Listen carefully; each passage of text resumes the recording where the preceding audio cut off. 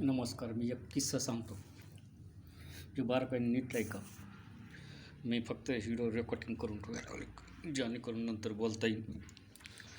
एक किस्सा आहे. ज्या टायमाला कुराणमध्ये लिहिलं तर आदम आणि हव्वाचा जन्म झाला आणि आदम आणि हव्वाचा जन्म झाल्यानंतर ते फळाचं तर सगळ्यांनाच माहिती. पण ज्या परमात्माने ईश्वराने त्यांना बनवलं होतं, त्यांना सांगितलं होतं की फळ खाऊ नका, नाही तर तुमच्यात हे होईल. पण त्याचा एक किस्सा सांगतो अजून तुम्हाला. ते दोघं नागडे फिरायचे आणि की त्यांना बुद्धी नव्हती की आपण कसं फिरतो किंवा काय फिरतो किंवा ज्ञान नव्हतं, काही नव्हतं, ज्ञान नव्हतं. तर नागडे फिरायचे. त्या टायमाला स्वर्ग समजा इथं असून कुठं असून, त्या टायमाला तो अदृश्य परमात्मा किंवा साकारताना जो आदमाने हवाईल दिसायचं, किंवा आपल्या सनातन धर्मात जो पहिले महापुरुष महाजनी जन्म घेतला. मग ते नांगडे फिरत असताना तर त्यांना कळत नव्हतं. त्या टायमाला सर्प वगैरे बोलत होते असं लिहिलेलं आहे त्याच्यात. मग ते तिथं येताना सर्प दिसला आणि ते म्हणला, हे काय म्हणले, तुम्ही काहीच नाही घातलं म्हणले, तुम्ही तर नागडे. त्या टायमाला त्यांना कळलं की आपण नागडे, म्हणजे जे सर्प आहे म्हणतात, सर्प त्याला ज्ञान होतं की त्यांनी सांगितलं की तुम्ही नागडे. मग ते दोघं जण गेले झाडाच्या आरंभीतून, पाल्याने आपलं शरीर झाकून घेतलं. नंतर त्यांचे परमपिता किंवा परमेश्वर ज्यांनी त्यांना जन्म दिला ते तिथे आले आणि ते म्हणले, असं का रे म्हणले, मी तर तुम्हाला असं जन्म दिला, मग हे तुम्हाला कसं काय माहिती झालं, तुम्ही हे काय केलं. तर म्हणले, आम्हाला एक सर्प भेटला आणि तरी सांगितलं तुम्ही नागरिक, म्हणून आम्ही कपडे, पाल्याचे कपडे, आमचं स्तन झाकून घेतलं. म्हणजे ते अज्ञानी होते, ज्ञान नव्हतं, म्हणून ते नागडे फिरत होते. मग ते म्हणले, तुम्हाला कोणी सांगितलं असतं. तर म्हणले, हे सर्पाने. तर त्याच क्षणी देवाने काय केलं माहिती का, त्या सर्पाला घेतलं आणि धर्तीवर फेकून दिलं. त्या सर्पाला घेतलं आणि धर्तीवर फेकून दिलं. ह्याचा अर्थ सर्प ज्ञानी होते. आणि ज्ञानी होते. सर्प कुठं असते, प्रत्येक देवाच्या मागं सर्प आहे, प्रत्येक देवाच्या मागं सर्प आहे, प्रत्येक मूर्तीच्या मागं सर्प आहे, प्रत्येक ह्याच्या मागं सर्प आहे. कुठंही बघितलं देवाच्या ह्याच्यापाशी आसनावर सर्प, विष्णूच्या आसनावर सर्प, महादेवाच्या गळ्यात सर्प. हे जे ज्ञान मला प्राप्त झालं ना, हे जो मला ज्ञान प्राप्त झाले की मी ह्याच्यातूनच उदाहरण काढतो की रहस्य से जागो और म्हणजे त्या परमपिता परमेश्वराला आपले मुलं अज्ञानी ठेवायचे होते, माझ्या आज्ञात राहावेत, माझ्या ह्याच्यात राहावेत. जो बी हुशार मुलगा होतो तो आईबापाला सोडून दुसरीकडे निघून जातो आणि त्या आईबापाला आवडत नाही की हा मुलगा माझ्या आज्ञेच्या बाहेर चालला आहे, त्याच्यामुळं मी तुला शिकवले कोणी, त्याला बाहेर फेकून तर नाही. तर दिमाग की बत्ती जलाओ, दिमाग की घंटी जलाओ, ये मैं नहीं कहता, मैं बहुत ज्ञानी हूँ, मैं कते में से और मेरे उसमें से और उसमें से काट के शोध के आपकी तरफ ढकलता है, बताता तो सुनो मेरा ये कैसा लगा. अजून त्याच्यात एक उदाहरण सांगतो, ते फळाचं. त्या टायमाला लिहिलं की ते फळ खाऊ नका म्हणून ईश्वराने सांगितलं होतं, कारण की हे फळ त्यांना मृत्यूच्या कहाणी. मग ते कोणचं फळ होतं जो मृत्यूच्या कहाणी, असं कोणचं फळ होतं, त्यांनी तर ते सांगितलं नाही की हे फळ मत खाव, ते मृत्यूचं कारण आहे. अगर ते मृत्यूचं कारण तर मृत्यू, तर मग आपण ते फळ खाल्लंच नसतो ना.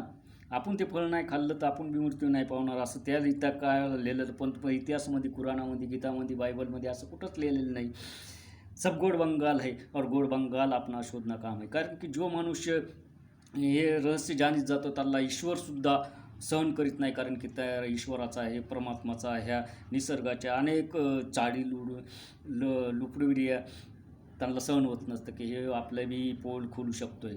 त्याच्यामुळं अनेक काही की त्यांना मोक्षच प्राप्त नाही झालेला. अनेक साधू संत आहेत की त्यांच्या आत्ता लाखो करोडो अब्जो फॉलोवर आहेत, पण त्या माणसालाच मोक्ष प्राप्त नाही झाले. तर मोक्ष प्राप्त करण्यासाठी काय करावं लागतं ते वेगळी स्थिती असते, ते समजणारं समजत नाही नव्हते. पण ज्याला जाणलंय त्याने गपचीप बसावे. कारण की काय माहिती आहे का, दुष्टांची लोकसंख्या आहे की आम्ही इतके मोठे पण आहे, आम्हाला काही नाही, पण यांना कसं काय, म्हणून तो तर कुछ लेने का है तो सौम्य, यानी कि वंदना से लेना चाहिए, वंदना से, ना ही कुछ ज़बरदस्ती से. क्योंकि ज़बरदस्ती तो किसने की थी, तो उनका क्या हो गया. तो समझने वाले को इशारा काफ़ी. मैं तो अपना गीत में मुझे कोई एड़ा बोले तो मैं ये बोलता हूँ हाँ हूँ चलो चलो, ये कोई गाली दे तो भी हाँ हूँ चलो चलो हाँ, क्योंकि मुझ पर कुछ फर्क ही नहीं गिरता. क्योंकि मैं राग तो मुझे भी आता है, और शिव को राग तो तांडव तो सर्व काही भूस समझने को इशारा काफ़ी है। मेरे को याद नहीं आता पर लगे याद आता है वो पुरातन वो जन्म जी। पर मैं क्या कर रहा अभी फिर मैं थोड़ा सा मेरी याददाश्त में, क्योंकि मुझे क्या बुद्धिहीन करना। सुन लो पवन कुमार बल बुद्धि असं तो बुद्धिहीन। जब पवन कुमार को याद आई उसको भी बल बुद्धि थे। जब किसने उनको याद दिलाई, जब समुद्र के पास कि तुम भी उड़ान लगा सकते हो, लंके को पार कर सकते हो, तुम भी पवन पुत्र हो, किसने उनको याद दिलाई थी मालूम है क्या? क्या नाम था उनका? सोचो सोचो, मुझे तो याद है पण तुम सोचो। वो 7 आजोबे में से एक आजोबा आहे। आजोबा नाही काय म्हणतात, कारण की मला बी बोलता म्हणून जीप कंप्लेंटमध्ये म्हणून मी जास्त काय तरी मान्यवर एक पॉइंट रस से जानता है, पण बोलने का नहीं, शांत रहने का। शांत रहने से बहुत फ़ायदा है, क्योंकि समझने वाले को इशारा काम हुआ। यही वही जो सब कुछ ठीक हो जाता है।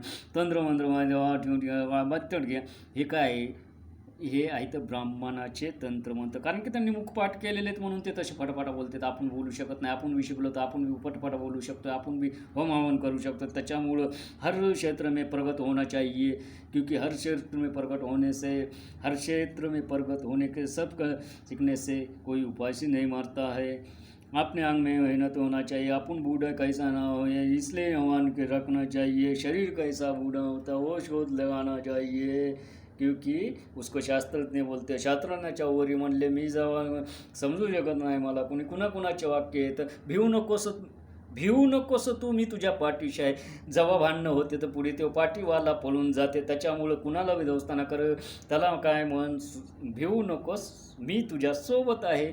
हातात हात धरून चल माझं तरी. हॅलो माय फ्रेंड, मी व्हिडिओ बनी जाईन. आता बी माझ्या डोक्यातून जेव्हा सत्य बोलायचं होतं ते निघून गेलं, त्याच्यामुळं मी रेकॉर्डिंग करतोय.